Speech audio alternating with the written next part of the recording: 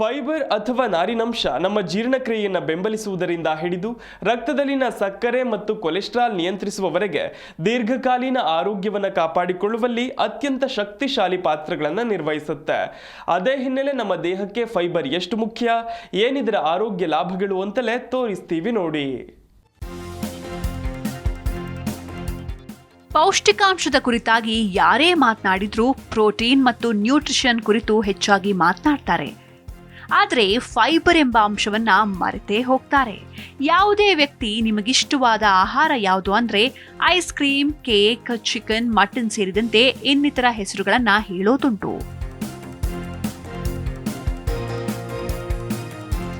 ಇನ್ನು ಆರೋಗ್ಯದ ಬಗ್ಗೆ ಕಾಳಜಿ ವಹಿಸುವ ಕೆಲವು ಮಂದಿ ಮಾತ್ರ ಓಟ್ಸ್, ಮೊಸರು, ಹಣ್ಣು, ತರಕಾರಿಗಳಿಂದ ಮಾಡಿದ ಆಹಾರಗಳ ಹೆಸರು ಹೇಳ್ತಾರೆ.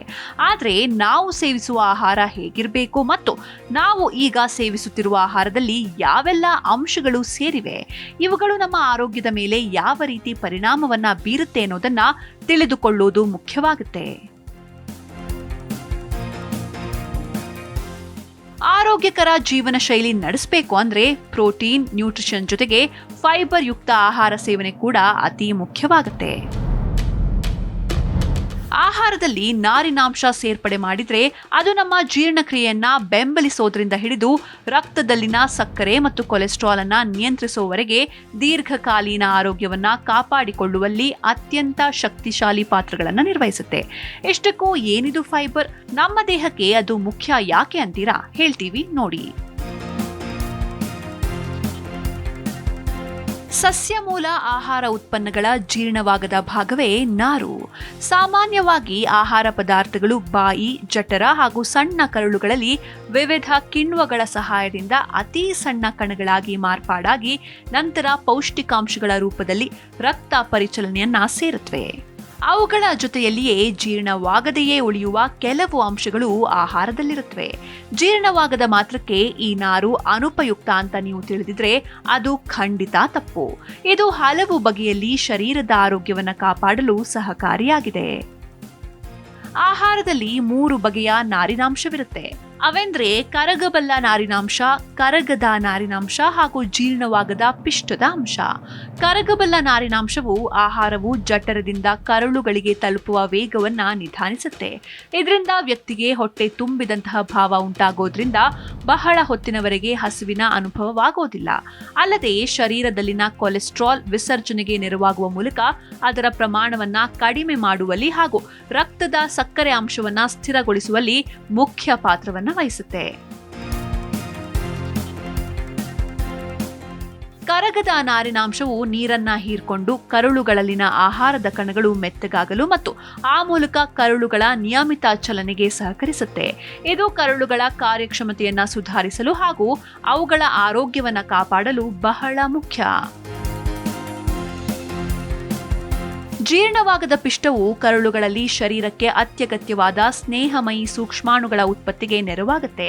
ಈ ಸೂಕ್ಷ್ಮಾಣುಗಳು ಜೀರ್ಣವಾಗದ ಆಹಾರ ಪದಾರ್ಥಗಳ ನಿರ್ವಹಣೆಗೆ, ರೋಗಕಾರಕ ಸೂಕ್ಷ್ಮಾಣುಗಳ ವಿರುದ್ಧ ಹೋರಾಡಲು ಹಾಗೂ ಕರುಳಿನ ರೋಗ ನಿರೋಧಕ ವ್ಯವಸ್ಥೆಯ ಭಾಗವಾಗಿ ಕಾರ್ಯನಿರ್ವಹಿಸುತ್ತವೆ.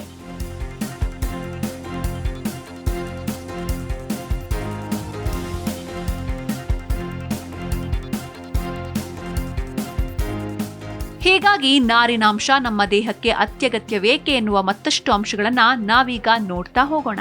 ಕರುಳಿನ ನಿಯಮಿತವಾದ ಚಲನೆಗೆ ನೆರವಾಗುವುದರ ಮೂಲಕ ಅವುಗಳ ಕಾರ್ಯಕ್ಷಮತೆಯನ್ನ ಹೆಚ್ಚಿಸುತ್ತೆ. ಮಲಬದ್ಧತೆ ಮತ್ತು ಮೂಲವ್ಯಾಧಿ ಸಮಸ್ಯೆಯನ್ನ ನಿಯಂತ್ರಿಸುತ್ತೆ. ಹೊಟ್ಟೆ ತುಂಬಿದ ಭಾವದಿಂದಾಗಿ ಅತಿಯಾಗಿ ಆಹಾರವನ್ನು ಸೇವಿಸುವುದನ್ನು ತಡೆದು ತೂಕ ಇಳಿಸಲು ನೆರವಾಗುತ್ತೆ. ಹೆಚ್ಚುವರಿ ಕೊಲೆಸ್ಟ್ರಾಲ್ ಅಂಶದ ವಿಸರ್ಜನೆಗೆ ದಾರಿ ಮಾಡಿಕೊಡುವುದರ ಮೂಲಕ ಬೊಜ್ಜು, ಅಧಿಕ ತೂಕವನ್ನ ನಿಯಂತ್ರಿಸಬಲ್ಲದು. ದೊಡ್ಡ ಕರುಳಿನ ಕ್ಯಾನ್ಸರ್ ಸಂಭವವನ್ನ ಕಡಿಮೆ ಮಾಡುತ್ತೆ. ವಯಸ್ಸಾದವರಲ್ಲಿ ಜೀರ್ಣಕ್ರಿಯೆಯನ್ನ ಸುಗಮಗೊಳಿಸುತ್ತೆ. ಪದೇ ಪದೇ ಮಲ ವಿಸರ್ಜನೆ, ಹೊಟ್ಟೆ ನೋವು ಹಾಗೂ ಹೊಟ್ಟೆ ಉಬ್ಬಿದಂತಹ ಸಮಸ್ಯೆಯಿಂದ ಬಳಲೋರಲ್ಲಿ ನಾರಿನಾಂಶ ಬಹಳವೇ ಮುಖ್ಯ. ಸಕ್ಕರೆ ಅಂಶದ ಹೀರಿಕೆಯನ್ನ ನಿಧಾನಿಸಿ ರಕ್ತದಲ್ಲಿ ಅದರ ಪ್ರಮಾಣವನ್ನ ಸ್ಥಿರವಾಗಿಡುವಲ್ಲಿ ಸಹಕರಿಸುತ್ತೆ. ದೇಹ ತೂಕವನ್ನ ನಿಯಂತ್ರಣದಲ್ಲಿ ಇಡುವುದರ ಮೂಲಕ ಮಧುಮೇಹ, ಅಧಿಕ ರಕ್ತದೊತ್ತಡ, ಹೃದ್ರೋಗ, ಪಾರ್ಶ್ವವಾಯುದಂತಹ ಸಮಸ್ಯೆಗಳನ್ನ ನಿಯಂತ್ರಿಸಲು ಕೂಡ ಸಹಕರಿಸುತ್ತೆ. ನಾರಿನಾಂಶವುಳ್ಳ ಆಹಾರ ಕರುಳಿನ ಸೂಕ್ಷ್ಮ ಜೀವಿಯನ್ನ ಸಹ ಪೋಷಿಸುತ್ತೆ. ಇದು ರೋಗ ನಿರೋಧಕ ಶಕ್ತಿ, ಮಾನಸಿಕ ಆರೋಗ್ಯ ಮತ್ತು ಹಾರ್ಮೋನ್ ಸಮತೋಲನದ ಮೇಲೆ ಪ್ರಭಾವ ಬೀರುವ ಉತ್ತಮ ಬ್ಯಾಕ್ಟೀರಿಯಾಗಳನ್ನ ಪೋಷಿಸುತ್ತೆ. ಮಹಿಳೆಯರಲ್ಲಿ ಇದು ಈಸ್ಟ್ರೋಜನ್ ಮಟ್ಟವನ್ನ ಸಮತೋಲನಗೊಳಿಸಲು ಮತ್ತು PMS ಲಕ್ಷಣಗಳನ್ನ ಕಡಿಮೆ ಮಾಡಲು ಸಹಾಯ ಮಾಡುತ್ತೆ.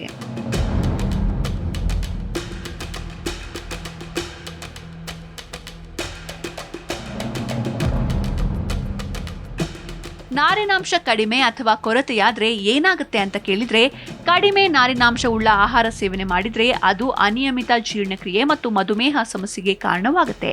ಕಾಲಾನಂತರದಲ್ಲಿ ಇದು ಹೆಚ್ಚಿನ ಕೊಲೆಸ್ಟ್ರಾಲ್, ಕೊಬ್ಬಿನ ಪಿತ್ತಜನಕಾಂಗ ಮತ್ತು ಕೋಲೋನ್ ಸಮಸ್ಯೆಗಳ ಅಪಾಯವನ್ನ ಹೆಚ್ಚಿಸಬಹುದು. ಹಾಗಿದ್ರೆ ನಮ್ಮ ಆಹಾರದಲ್ಲಿ ನಾರಿನಾಂಶ ಸೇರಿಸುವುದು ಹೇಗೆ? ವಯಸ್ಕರಿಗೆ ಪ್ರತಿದಿನ ಸುಮಾರು 25 ರಿಂದ 30 ಗ್ರಾಂ ಫೈಬರ್ ಅಗತ್ಯವಿರುತ್ತೆ. ಆಹಾರದಲ್ಲಿ ಫೈಬರ್ ಅಂಶವನ್ನು ಸೇರಿಸಲು ಇಚ್ಛಿಸೋರು ನಿಮ್ಮ ದಿನವನ್ನ ಹಣ್ಣಿನ ಸೇವನೆಯೊಂದಿಗೆ ಪ್ರಾರಂಭಿಸಿ. ಬ್ರೌನ್ ರೈಸ್ ಅಥವಾ ರಾಗಿ ಬಳಸಿ. ಪ್ರತಿ ಊಟದಲ್ಲಿ ತರಕಾರಿಗಳನ್ನ ಸೇರಿಸಿ.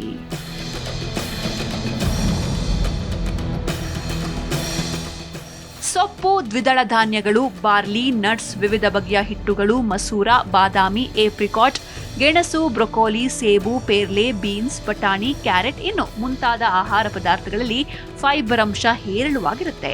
ಇವುಗಳನ್ನ ನಿಮ್ಮ ಆಹಾರದಲ್ಲಿ ಸೇರ್ಪಡೆಗೊಳಿಸಿ. ಆಹಾರದಲ್ಲಿ ಕ್ರಮೇಣ ನಾರಿನಾಂಶವನ್ನ ಹೆಚ್ಚಿಸುತ್ತಾ ಹೋಗೋದು ಉತ್ತಮ. ಹೀಗಾಗಿ 2 ಬಗೆಯ ಹಣ್ಣುಗಳು ಮತ್ತು 2 ರಿಂದ 3 ಬಗೆಯ ತರಕಾರಿಗಳು ನಿಮ್ಮ ದೈನಂದಿನ ಆಹಾರದಲ್ಲಿ ಇದೆಯಾದ್ರೆ ನೀವು ಸರಿಯಾದ ಪ್ರಮಾಣದ ನಾರಿನಾಂಶವನ್ನ ಸೇವಿಸ್ತಾ ಇದ್ದೀರಾ ಅಂತ ಅರ್ಥ. ನಾರಿನಾಂಶದ ಜೊತೆಯಲ್ಲಿ ಸರಿಯಾದ ಪ್ರಮಾಣದಲ್ಲಿ ನೀರನ್ನು ಕುಡಿಯೋದು ಅತ್ಯಗತ್ಯ. Desk bureau, G Kannada news.